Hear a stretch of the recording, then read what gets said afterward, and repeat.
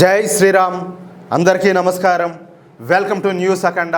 నేను మీ కస్తూరి శ్రీధర్. మిత్రులారా, మన దేశాన్ని తక్కువ చేసి చూసినటువంటి ప్రపంచ దేశాల్లో నోరెళ్లబెట్టేలా మన ప్రధాని మోడీ గారు మరో చారిత్రక అద్భుతానికి అయితే తెరలేపినారు. మన భారతదేశపు మొట్టమొదటి హైడ్రోజన్ రైలును హర్యానాలోని జిన్ సోనిపట్ మార్గంలో ప్రధాని మోడీ గారు ప్రారంభించబోతున్నారు. ఈ దెబ్బతో మన దేశ ప్రగతిని చూసి ఓర్వలేక ఏడ్చేటటువంటి విదేశీ శక్తులు దేశద్రోహ ముక్కలన్నీ కూడా ఒక్కసారిగా ఉలిక్కిపడినాయి. అసలు ఈ హైడ్రోజన్ ట్రైన్ అంటే ఏంటి, దీని వెనక ఉన్నటువంటి అసలు కథ, మన భారతదేశ రైల్వే చరిత్ర ఏంటో ప్రతి ఒక్కరికి కూడా చాలా స్పష్టంగా అర్థమయ్యే విధంగా చెప్పే ప్రయత్నం అయితే చేస్తా. ఓకేనా? మన భారతీయ రైల్వే అనేది ప్రపంచంలోనే అతి పెద్ద రైల్వే వ్యవస్థల్లో ఒకటి అన్న సంగతి మీకు అందరికి కూడా తెలిసిందే. కానీ 70 ఏళ్ల పాటు మన దేశాన్ని ఏలినటువంటి ఆ దిక్కుమాల కాంగ్రెస్ ప్రభుత్వాల కాలంలో మన రైల్వేల పరిస్థితి ఎంత దారుణంగా దరిద్రంగా ఉండేదో మన కళ్ళతో మనం చూసినాం. మురికి కూపాల లాంటి రైల్వే స్టేషన్లు, కంపు కొట్టే టాయిలెట్లు, ఎప్పుడు వస్తాయో కూడా తెలియని లేట్ ట్రైన్లు, బొగ్గుతో నడిచేటటువంటి ట్రైన్లు,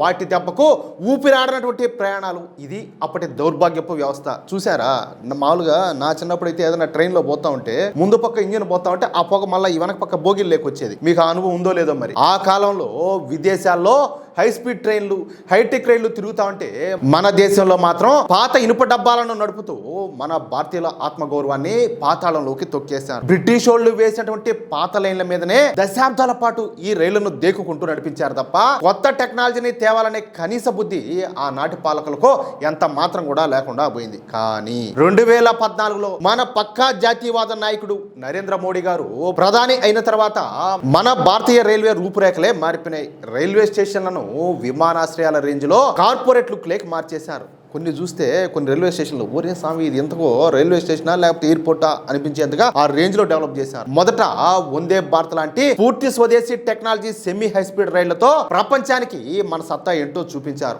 ఆ తర్వాత అమృత్ భారత్, నమో భారత్ ర్యాపిడ్ రైల్ అంటూ సరికొత్త విప్లవాలన్నీ కూడా తీసుకొచ్చారు. ఇప్పుడు అంతకు మించి భవిష్యత్తు ప్రపంచాన్ని శాసించబోయేటటువంటి గ్రీన్ హైడ్రోజన్ ఇంధనంతో నడిచేటటువంటి సరికొత్త పర్యావరణ అనుకూల రైలును మన దేశంలోనే తయారు చేయించి పట్టాలెక్కిస్తున్నారు. ఇది కేవలం మరొక కొత్త రైలు మాత్రమే కాదు, భవిష్యత్తులో భారత రవాణా రంగాన్ని పూర్తిగా మార్చగలిగినటువంటి అత్యాధునిక సాంకేతిక ప్రయోగం. ఈ హైడ్రోజన్ రైలు ప్రత్యేకత ఏంటో ఒక చిన్న ఉదాహరణతో చెప్తే మీకు కూడా కొంచెం క్లియర్ గా అర్థమవుతుంది. సాధారణంగా ఒక డీజిల్ ఇంజిన్ నడవాలంటే భారీ మొత్తంలో డీజిల్ అనేది అవసరం అవుతుంది. దానివల్ల విపరీతమైనటువంటి ఈ నల్లటి పొగ, కార్బన్ ఉద్గారాలు, భయంకరమైన శబ్ద కాలుష్యం అంతా కూడా వస్తాయి. ఇక కరెంటు ట్రైన్ నడవాలన్నా కూడా ఈ రైల్వే మార్గం మొత్తం కూడా ఓవర్ హెడ్ విద్యుత్ లైన్లు ఏర్పాటు అయితే చేయాల్సి ఉంటుంది. ఏది ఇప్పుడు ట్రైన్ పోతా ఉంటే పైన కరెంట్ టచ్ అవుతా పోతా చూడండి అది. కానీ ఈ హైడ్రోజన్ రైలులో ఉండేటటువంటి ఫ్యూయల్ సెల్స్ హైడ్రోజన్ ను ఆక్సిజన్ తో కలిపి సొంతంగా విద్యుత్తును ఉత్పత్తి చేస్తాయి. ఆ విద్యుత్తుతోనే రైలులోని ఈ మోటార్లంతా కూడా పనిచేస్తాయి. అంటే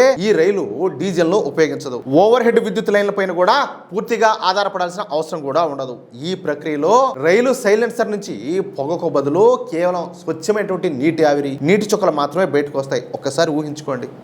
చూడండి ఎంత డెవలప్మెంటో, ఎంత మార్పు. డీజిల్ రైళ్లతో పోలిస్తే ఈ పొగ కాలుష్యం గణనీయంగా తగ్గిపోతుంది. ముఖ్యంగా కొండ ప్రాంతాలు, విద్యుత్ లైన్లు ఏర్పాటు చేయడం కష్టమైన మార్గాల్లో ఈ డీజిల్ రైళ్లకు ప్రత్యామ్నాయంగా ఈ హైడ్రోజన్ రైళ్లు మన దేశ పర్యావరణాన్ని కాపాడడానికి అద్భుతంగా ఉపయోగపడతాయి. అందులోనూ ఈ హైడ్రోజన్ ను పునరుత్పాదక విద్యుత్తో తయారు చేస్తే దాన్ని గ్రీన్ హైడ్రోజన్ అని చెప్పేసి అంటారు. ఆ విధంగా తయారైనటువంటి ఇంధనాన్ని వాడినప్పుడు మన దేశం పర్యావరణ పరిరక్షణలో ప్రపంచానికే ఆదర్శంగా నిలుస్తుంది. ఇప్పటి వరకు జర్మనీ, చైనా, జపాన్ లాంటి కొన్ని సంపన్న దేశాలు మాత్రమే ఈ హైడ్రోజన్ రైలు టెక్నాలజీ పైన ప్రయోగాలు చేసి రైళ్లనంతా కూడా నడిపించాయి. ఇప్పుడు మన దేశీయ ఇంజనీర్ల ప్రతిభతో మేక్ ఇన్ ఇండియాలో భాగంగా భారత్ కూడా ఈ అత్యాధునిక టెక్నాలజీని అందిపుచ్చుకొని ప్రపంచ అగ్రదేశాల సరసన గర్వంగా నిలబడుతుంది. హర్యానాలోని చారిత్రక మార్గమైనటువంటి జిన్ సోనిపట్ మధ్య ప్రారంభమయ్యేటటువంటి ఈ రైలు ప్రయోగం విజయవంతం అవుతుంది, అది వేరే విషయం. భవిష్యత్తులో దేశంలోని ఇతర రైల్వే మార్గాల్లో కూడా హైడ్రోజన్ రైళ్లను